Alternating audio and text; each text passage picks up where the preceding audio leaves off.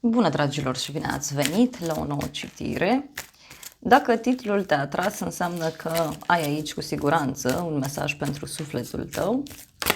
Îți mulțumesc pentru că mă urmărești, îți mulțumesc pentru că mi-ești alături. Dacă vrei și tu astfel de citire, te invit oricând, cu drag, doar pe aplicația de tarot și astrologie Cristina Zurba, disponibilă atât pe iPhone cât și pe Android. Vă reamintesc să fiți atenți la conturile false care sunt făcute cu numele meu și care vă cer bani și vă dau mesaje și vă propun tot felul de servicii. Singurul loc unde mă găsiți pentru ședințe oficiale este pe site-ul meu, cristinazurba.com. Acolo puteți să vă faceți o programare și ne auzim cu drag. Da? Singurele mele conturi oficiale sunt cele care au o steluță în dreptul numelui. Da? De pe Facebook și de pe Instagram. Restul sunt conturi false. Hai să vedem. Bun, a început citirea. Se pare că sunt multe mesaje. Avem aici, ești lăudat, onorat, noutăți la drum lung și o bucurie mare. Deci, uite, are legătură cu un sfârșit. Da? Sfârșitul unei etape complicate, poate e vorba de o decizie mare care are legătură cu un grup de oameni. E ca și cum s-a luat o decizie într-o ședință, undeva anume. Și decizia asta văd eu că e norocoasă pentru tine, ți aduce multă bucurie, dar e o bucurie pe termen lung. Pentru alții văd aici și ceva ce stabiliți voi pe un termen mai lung, dar pe de altă parte mai văd și o persoană care cumva se simte onorată, se simte bine.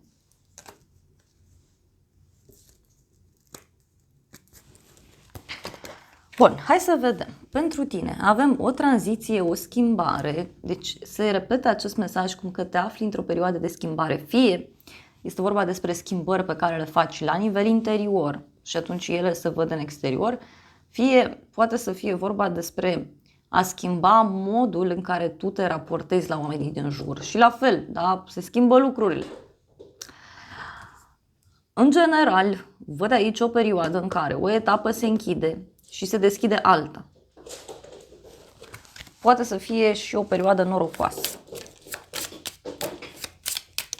Mai simt aici să transmit că parcă e ceva legat și de o persoană cu părul deschis la culoare, ochii deschiși la culoare, poate să fie o persoană mai tânără.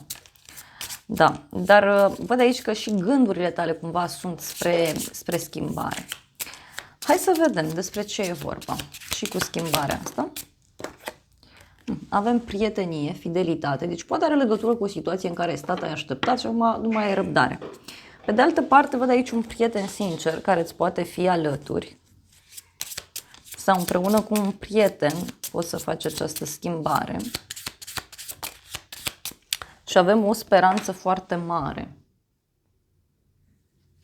Pentru alții poate să fie și un prieten de la drum lung, da? Dar ce văd aici este, uite, cineva care îți poate da o veste interesantă privind planul financiar, da? Privind planul financiar. Că îți dorești o călătorie, o schimbare. Ia uite, avem casa. Deci poate e un moment în care te gândești să schimbi ceva în casa ta, în viața ta. Cartea asta înseamnă transformare profundă. Da? În acest context, e ca și cum îți schimbi rădăcinile. Pentru casa ta avem cununie, relație, deci uite, poate o întâlnire cu o persoană dragă ție. Pentru unii poate să fie și o discuție la propriu despre ideea de căsătorie, logodnă, mutare împreună, dar ce mai văd pentru unii dintre voi e că aveți aici un cuplu în familie, în cercul de prieteni, care în acest moment are un rol foarte important în viața ta. Ia să vedem ce cu această carte. Uite, avem văduva și adversarul, da? Inamicul. Poate să fie aici vorba și despre o problemă veche, da? Pentru unii e ca și cum aveți din familie întipărită chestia asta, da? Că, nu știu, o relație nu merge sau cu o căsnicie nu poate merge. Pentru unii, parcă simt aici niște exemple pe care le aveți în familie, în casă.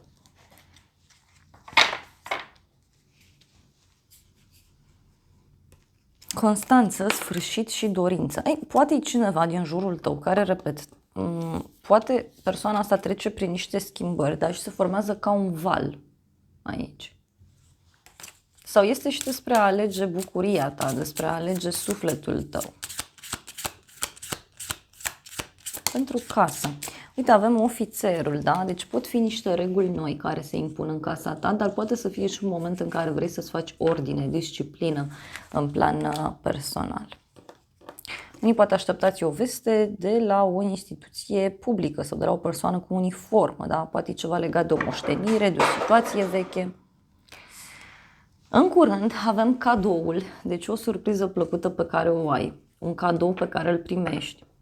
Cartea asta poate să însemne și o bucurie pentru tine. E ca o recompensă. Da? Hai să vedem. În curând.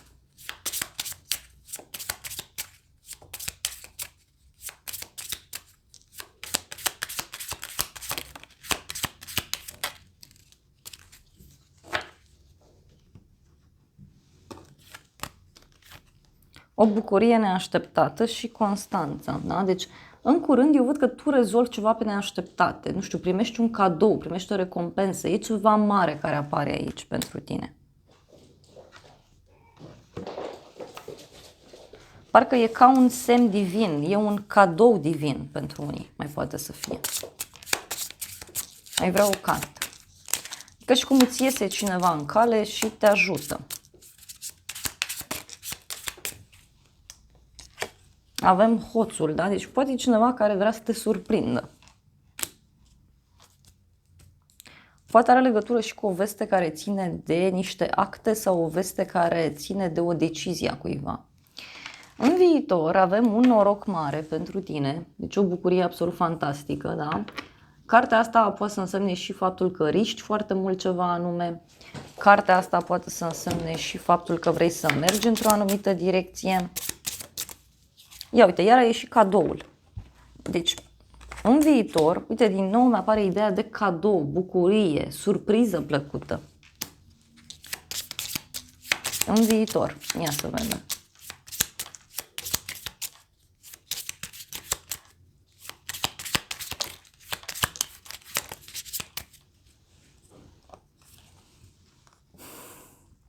Și avem așa, căsătorie, da?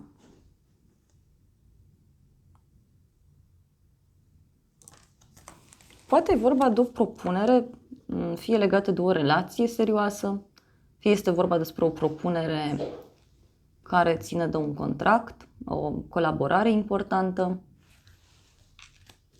un cadou de nuntă, vine să spun, nu știu de ce, da?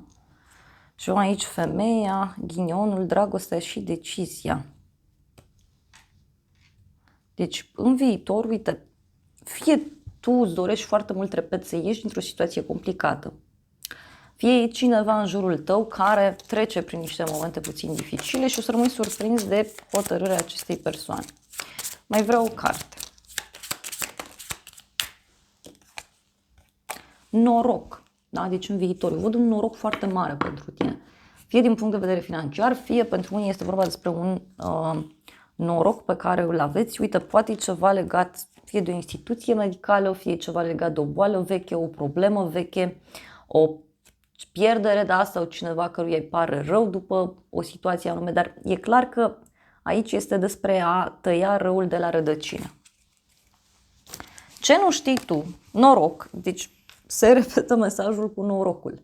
Și eu cred că norocul ăsta are legătură cu faptul că tu ești foarte bine văzut printre oamenii din jurul tău, ești onorat, ești lăudat. Și avem ce nu știi tu, e noroc. Deci o bucurie, o persoană care riscă. Sau e un noroc pe care pur și simplu încă nu-l vezi. Hai să vedem ce nu știi tu.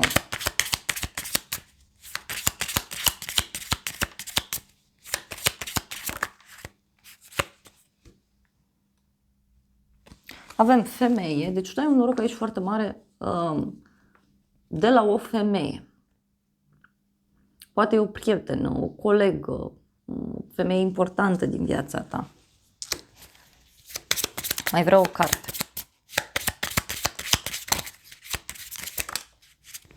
Și avem dorință.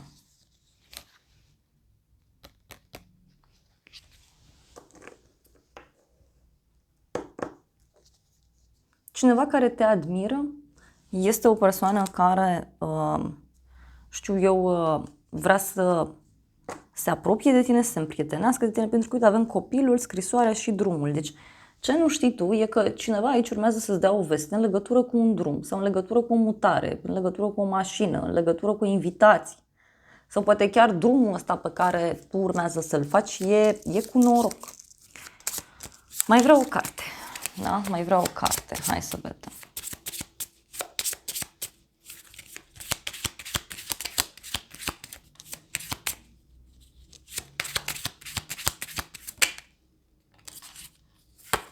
Ce nu știi tu, în sfârșit. Deci ceva ce se închide aici, mai repede decât ți-ai fi imaginat. Mai repede decât ți-ai fi imaginat. Și avem o pierdere, da? Deci cineva care pierde ceva brusc sau o persoană care se retrage brusc dintr-o situație. Da? Pe neașteptate avem o surpriză pentru tine. Cineva care ți iese în cale, un mesaj surpriză. Lucrurile se pare că iau aici o întorsătură total neașteptată. Hai să vedem surpriza. Minciuni, falsitate sau o persoană falsă și ceartă, da? Deci pe neașteptate aici o să rămâi surprins fie de falsitatea cuiva, fie aici o să rămâi surprins de avem un bărbat, supărarea și vizita. Deci o întâlnire în cadrul căreia înși poate afli de niște minciuni care ți s-au spus sau afli de cineva care a fost fals cu tine sau poate e fals cu tine.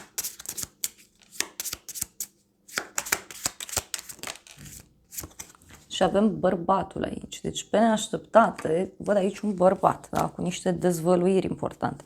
E ca și cum omului acesta, uite, îi se dărâmă pământul de sub picioare la aflarea acestor vești, acestor secrete, acestor lucruri false, da? Ia să vedem noi, pe neașteptate.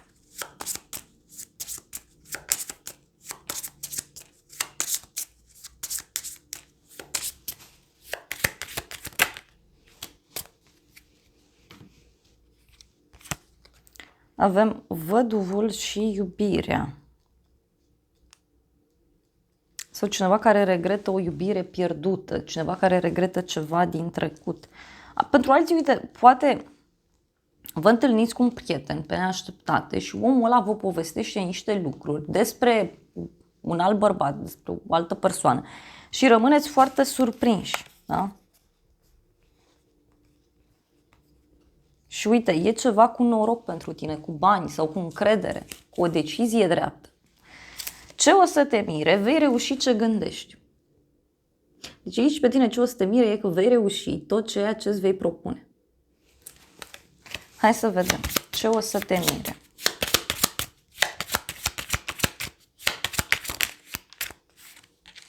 Supărare, bani puțini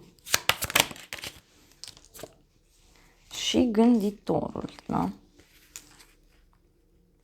Poate vei reuși ceva în legătură cu o lipsă de încredere, în legătură cu o supărare pe care o ai tu. Că uite, avem iarăși copilul, mesajul, drumul și banii.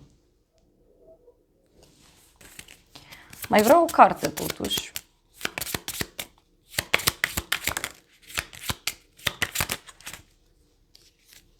Și avem scrisoarea și boala, da? Deci poate să fie și o veste legată fie de o problemă de sănătate a cuiva, fie pentru unii poate să însemne și o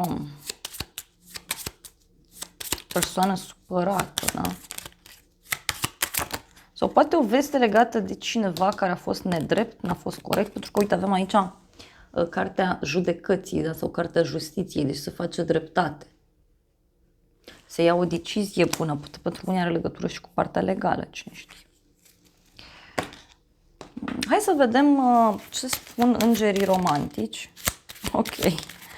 Îngerii romantici zic așa că da, acesta este sufletul tău pereche, dar această situație necesită încredere. Încredere reciprocă, încredere în tine, încredere în relație, în divinitate. Iartă și învață. Pe cât vei face pace cu trecutul, pe atât experiențele tale în dragoste pot fi mult mai frumoase în momentul prezent. Și avem așa, lasă-ți prietenii să te ajute. Cere și acceptă ajutor din partea celorlalți.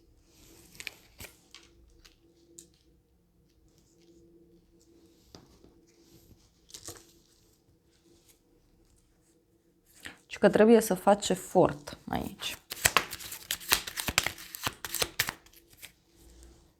Și avem așa, oferă relației tale o șansă și avem nuntă, căsătorie. Poate e un prieten aici care mai vrea o șansă din partea ta. Îngerii spun totuși să lași prietenii să te ajute, totuși să asculți puțin și varianta lor sau felul în care ei văd lucrurile. Este despre a oferi o șansă, da? Fie unei relații, fie idei de relație, da? Că unii poate nu mai dați nicio șansă din acest punct de vedere. Și avem un flirt aici, ceva care totuși se petrece. Na. Hai să vedem ce zice oracolul ăsta. Deci e un blocaj aici. Este o persoană căreia îi place foarte mult să dețină controlul.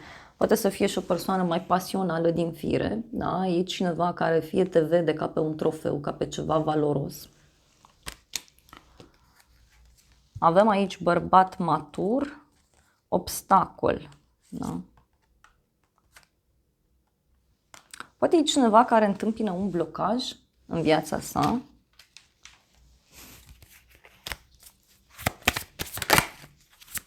Mai vreau o carte.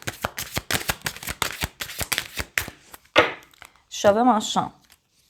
Călătorie îndepărtată, ceva pe termen lung, un suflet pereche și un rege de gheață, un șef, un antreprenor. Deci aici poate să apară o veste de la drum lung. O veste care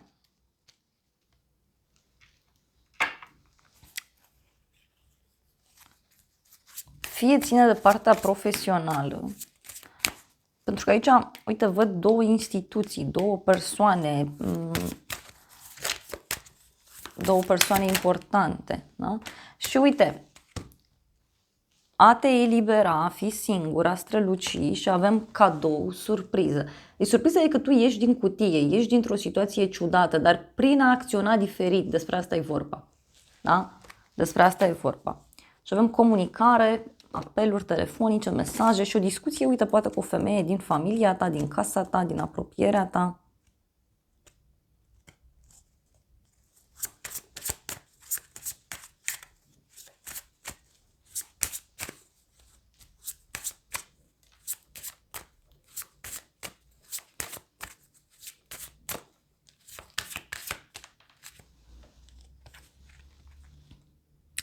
Petrecere, eveniment, da?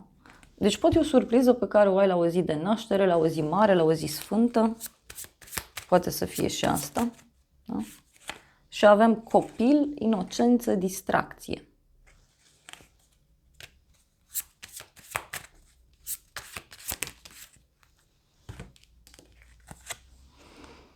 Întâlnire, cină romantică și o persoană din trecut, o iubire din trecut, da? Eu cred aici că apare o eliberare bruscă, da? Și uite, e ca și cum destinul își pune amprenta și mi se repetă mesajul că pentru unii, uite, e vorba de ceva pe termen lung, poate are legătură și cu străinătate, poate e vorba de o călătorie mai îndepărtată, poate e vorba de o vacanță în sine, o schimbare de loc, o schimbare de direcție. Da. Mai vreau câteva mesaje din acest oracol, să vedem mesaje bonus, mai ales pentru cei care ați ales să rămâneți alături până la final.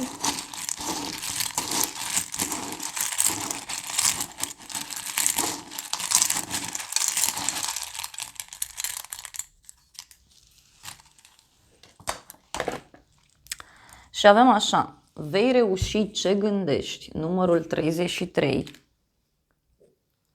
supărare, bani puțini, deci are legătură cu o supărare, cu o problemă financiară.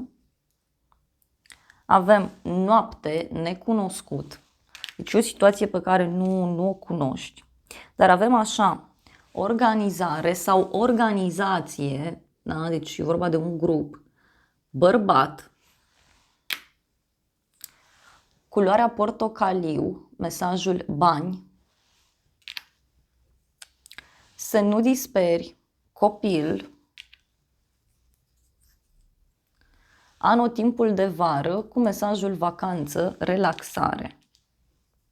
Și apoi avem anotimpul de primăvară, noutate la drum lung și iubire, planeta Venus, zodia Taur, zodia Balanță. Ceva care se rezolvă, știu eu, după o vacanță, după o pauză. Este o situație în privința căreia tu nu știi multe lucruri, dar eu văd aici că apar totuși informații la un moment dat care îți luminează calea.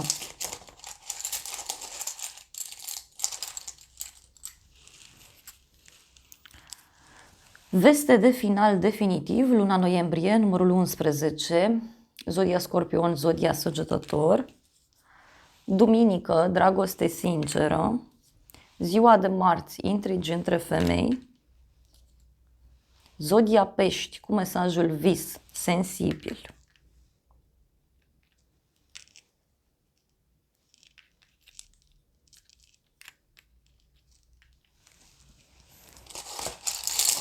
Finalizezi ceva într-un mod extraordinar de bun.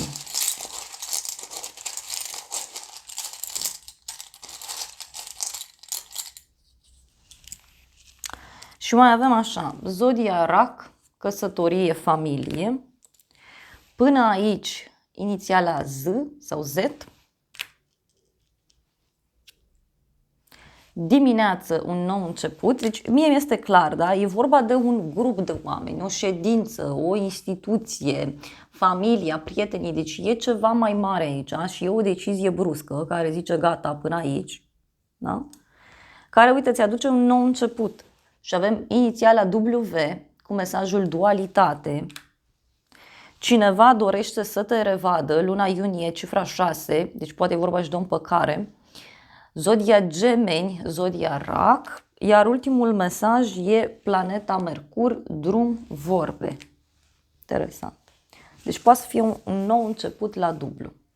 Dragilor, acestea au fost previziunile de această dată. Eu vă mulțumesc pentru prezență, vă îmbrățișez cu drag, sper din suflet să fie de folos informațiile și să ne revedem cu bine și data viitoare. Eu vă doresc să aveți parte de o zi sau de o seară cât mai frumoasă.